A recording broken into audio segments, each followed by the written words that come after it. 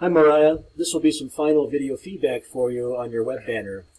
And I know you've had difficulties, you're not alone with the animation part of it. And if you have any questions, and if I can encourage you, don't hesitate to reach out. Mariah, this looks really good. You've got the basic ingredients, and then you've done some refinement too. The figure jumps around a little bit. I think my favorite frame is this one, if I can halt it there. I like the mix of small and large capital letters. If you could, ideally, if you had time and you wanted to make this a portfolio piece, I think my first suggestion would be to improve the typography. Use maybe just two sizes, a small and a large Arial. You've got it to look really good. And your movement, well, it's a little jerky maybe, but with some tweening, I think you'll get it. And make sure that the background image, I think, remains stationary. That'd probably be best.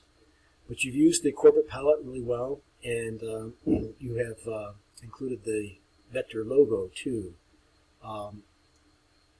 Just looking at it on somebody else's screen, I think will tell you all you need to know about refinements and improvements. So just I'll let it play for a few more times. And I think you'll understand what I mean by smoothing out the movement. All right, so that's enough. I'm going to take a look at the Photoshop. Mariah, just open up your package. It's nicely packaged here. I see that you collected your screenshots in a single PDF. That's nice. Makes it easier for me to see. And what you'll be doing is you'll be taking those screenshots, ideally, and you'll be putting them in a reflected document along with some narrative, and you can use them to illustrate it. So it's good that you've got them, and you can put them in, weave them into your narrative that's due at the end of the class, or this week actually. So good job on documenting your process. Now, the web banner ad, I wanted to take a look at it. That, by the way, is Eric Burgess. He got his candles to flicker very nicely.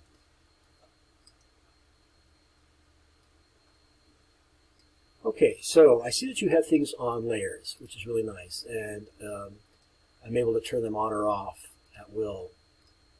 Good job on that. And I see that you have a simple 5-frame based animation. I think I may have mentioned tweening to you. It's pretty simple how it works. You select 2 frames, you insert some transition frames. I'm going to go for the defaults. Here are some of the parameters that can change.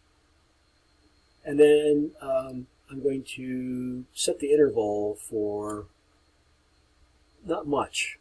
I only have to change it on 1, so no delay. And you'll see that all of these become 0. And let's just see what that looks like. So here it is with some tweening and not much really. Anyway, you get the idea. I would apply some effects for your transition to make it a little less jerky. But you've got good raw materials.